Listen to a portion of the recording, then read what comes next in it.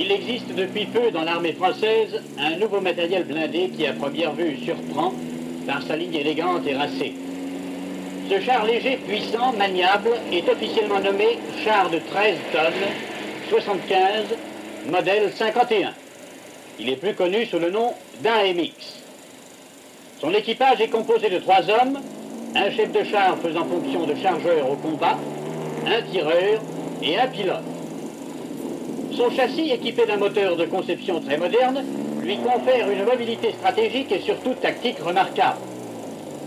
Sa tourelle, avec son canon de 75 à très grande vitesse initiale, le dote d'une puissance de feu considérable jamais atteinte jusqu'à présent sur un matériel de ce poids.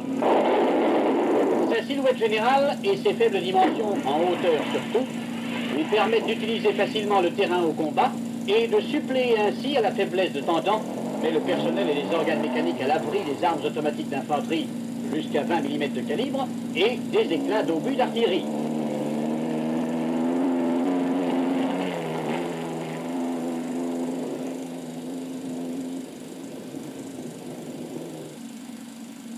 Voyons tout d'abord quelles sont ses caractéristiques et ses performances d'ordre militaire. Et de 14 tonnes et demie. Il peut donc facilement emprunter tous les itinéraires routiers normaux. Doté de chenilles à grande portante, sa pression unitaire au sol n'est que de 750 grammes par centimètre carré. La boue ne lui fait pas peur. Il peut gravir une pente de 60%, soit 31 degrés.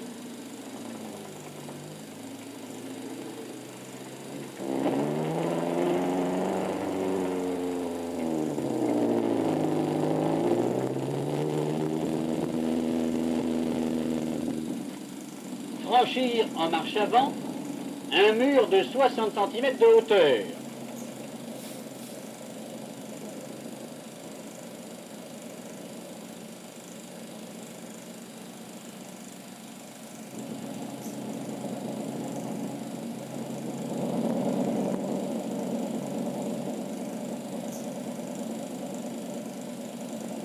Et un fossé à bord franc de 1,60 m de large.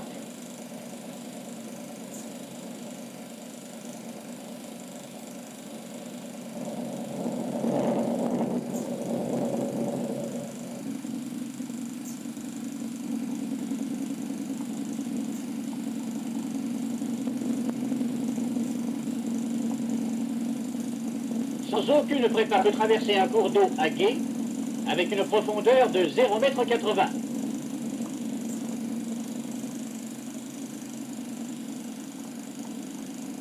Après préparation, on peut le faire passer dans 1 mètre d'eau.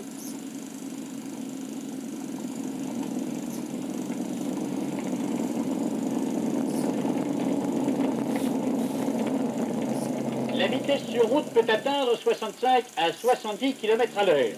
Il peut facilement soutenir une vitesse de 60 km/h et réaliser une moyenne de 45 km/h.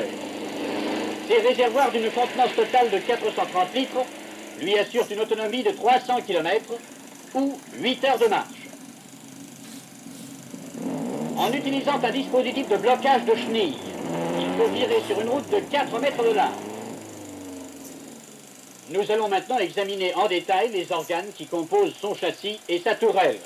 Chaque tourelle se sépare d'ailleurs facilement en enlevant les 32 boulons qui fixent la couronne de la tourelle sur le toit de la caisse.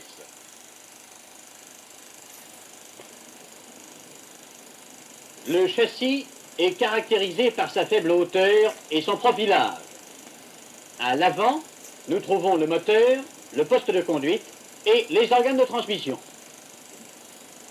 Le moteur, remarquable par son encombrement réduit, est du type à 4 temps et à 8 cylindres horizontaux, opposés 2 à 2, avec double allumage et refroidissement par eau. Il développe 240 chevaux à 3200 tours minute, ce qui donne au char une puissance spécifique de 17 chevaux à la tonne, supérieure à celle des meilleurs chars étrangers. L'alimentation en essence est classique. Réservoirs à l'arrière, pompe d'amorçage, pompe mécanique, pompe d'injection, servant au démarrage difficile et dont il ne faut pas abuser.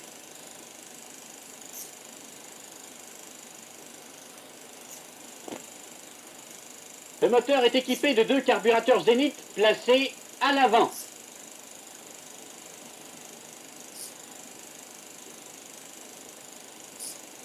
L'allumage est commandé du tableau de bord par un contacteur à 6 positions permettant d'isoler les différentes rampes.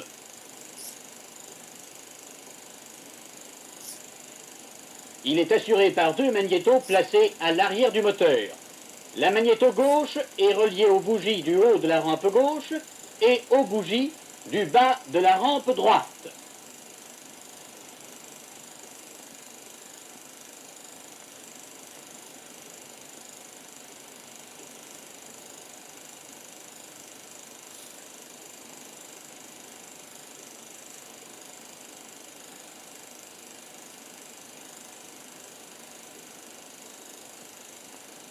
La magnéto droite est reliée aux bougies du haut de la rampe droite et aux bougies du bas de la rampe gauche.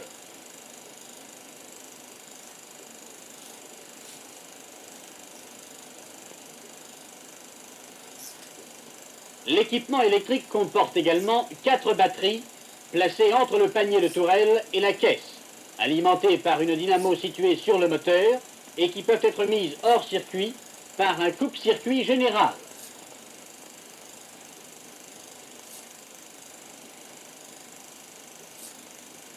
Le moteur est refroidi par circulation d'eau, fournie par une nourrice. L'eau est refroidie dans un radiateur à ailettes placé à l'arrière du puits du ventilateur. À l'avant sont les radiateurs d'huile moteur et axe avant. Le moteur peut être mis en marche de 2 façons.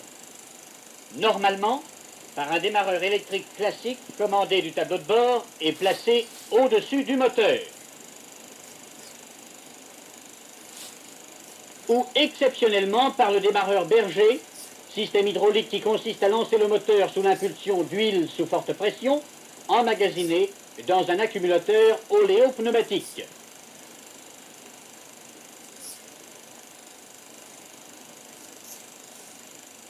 Voici le levier de ce démarreur. Le tableau de bord se divise en 2 parties. À gauche, la partie électrique où l'on peut voir l'ampèremètre, le contacteur d'éclairage extérieur, le contacteur d'éclairage du tableau de bord, une prise pour baladeuse, les disjoncteurs des circuits du tableau de bord, le bouton du démarreur, la manette de commande d'allumage des rampes de bougies, le voltmètre, la jauge d'essence et son contacteur à 2 positions, réservoir droite, réservoir gauche. À droite, la partie mécanique du tableau de bord, avec le compte-tours, le manomètre d'huile moteur, le compteur de vitesse, le thermomètre d'eau moteur, le manomètre d'huile de l'ensemble différentiel boîte de vitesse et le bouton du starter. Voici maintenant l'ensemble appelé axe avant, qui groupe la boîte de vitesse à 5 vitesses avant et une marche arrière. Le différentiel du type Cleveland, qui assure la direction de route, et les freins latéraux à chaque extrémité pour permettre des virages plus accentués. La boîte de vitesse est commandée par un levier placé sur le tableau de bord.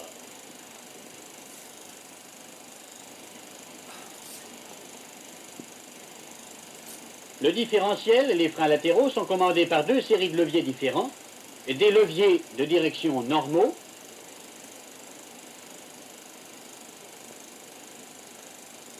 et à l'extérieur, les leviers commandant les bandes à sec.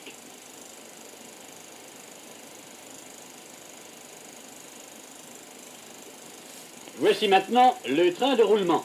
Du type Cresty, il comporte 2 chenilles simples entièrement métalliques à articulation sèche, c'est-à-dire sans cylinder bloc. Chaque chenille est entraînée individuellement par un barbotin monté à l'avant du char.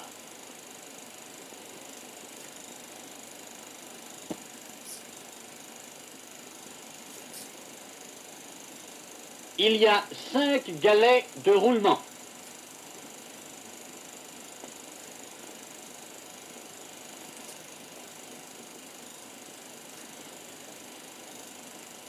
Une poulie de tension,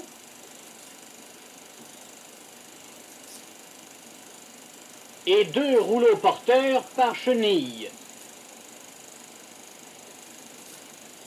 La suspension est assurée par 10 barres de torsion, une par galet, et 4 amortisseurs, 2 à l'avant, 2 à l'arrière.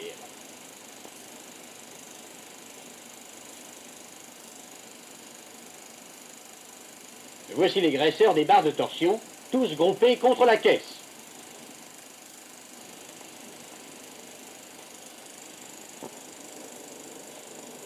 La tourelle est remise dans le châssis. Nous allons pouvoir la faire fonctionner. La tourelle FL10 qui équipe le char AMX est du type oscillant. La partie inférieure sur laquelle est fixé le panier de tourelle ne fait que pivoter et assure le pointage en direction. C'est le corps pivotant ou sellette. La partie supérieure portant le berceau du canon est articulée sur la précédente par 2 tourillons à pointage en hauteur. C'est le corps oscillant.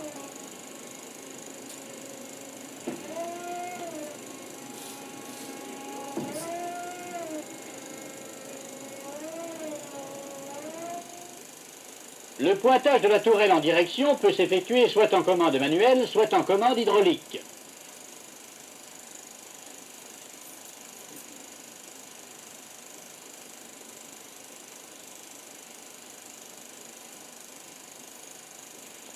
L'huile sous pression, nécessaire pour ces manœuvres, est fournie par un groupe motopompe électrique placé dans le panier de tourelle et mise en route en enclenchant un bouton pressoir du tableau de commande.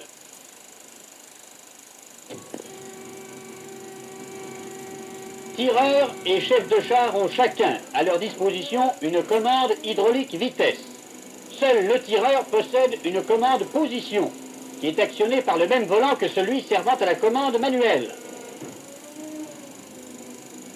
La commande du chef de char est prioritaire.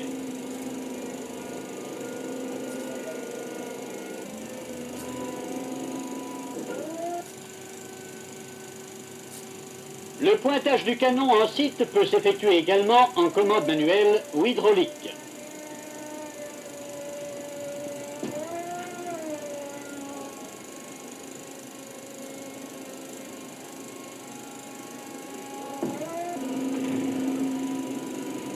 Une des particularités de l'AMX est le système d'interdiction de pointage dont l'origine est l'encombrement du corps oscillant en site maximum. Pour ne pas heurter le sommet du compartiment moteur, le corps oscillant bascule automatiquement en avant lorsqu'il y a lieu.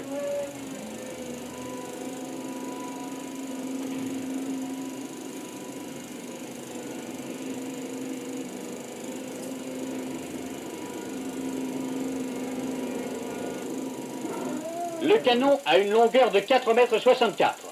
Muni d'un frein de bouche, il tire des projectiles perforants de 75 mm avec une vitesse initiale de 1000 m/s. Sa précision est remarquable et il perce une cuirasse d'une quinzaine de centimètres à 1200 mètres. Il tire également des obus explosifs avec une vitesse initiale de 750 m/s. Il est semi-automatique et la douille est éjectée par l'arrière de la tourelle sans intervention de l'équipage. Pour permettre une cadence de tir encore plus grande et éviter des manipulations pénibles dans la tourelle, il existe un système de 2 barillets qui permet d'alimenter automatiquement le canon.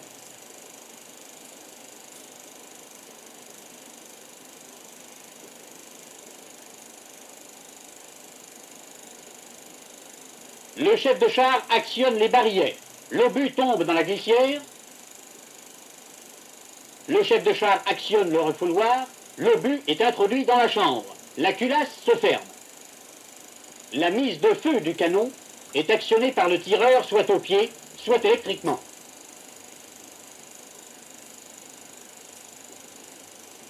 L'armement secondaire comporte une mitrailleuse de 7 mm 5 coaxiale.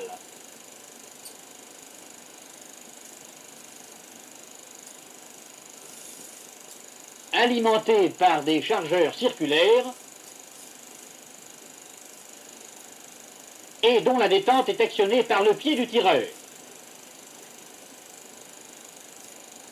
Il y a aussi 4 lance-pots fumigènes à mise de feu électrique. Le char est équipé d'un poste radio SCR 508 ou 528 et d'un poste ANV 3.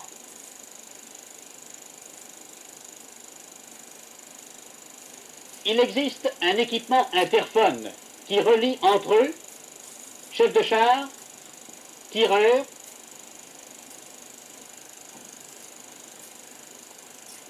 et pilote.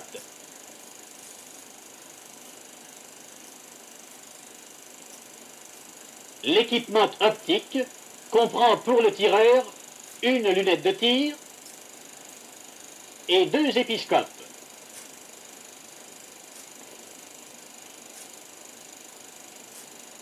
Pour le chef de char, 8 épiscopes.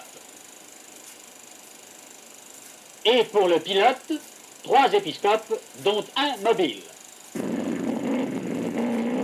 Cet engin remarquablement conçu a de grandes possibilités tactiques. Grâce à sa vitesse et à sa maniabilité, son intervention est rapide. Son canon placé contre le plafond de la tourelle lui permet de se défiler parfaitement et d'intervenir par surprise et à coup sûr. Peu de blindage lui résiste.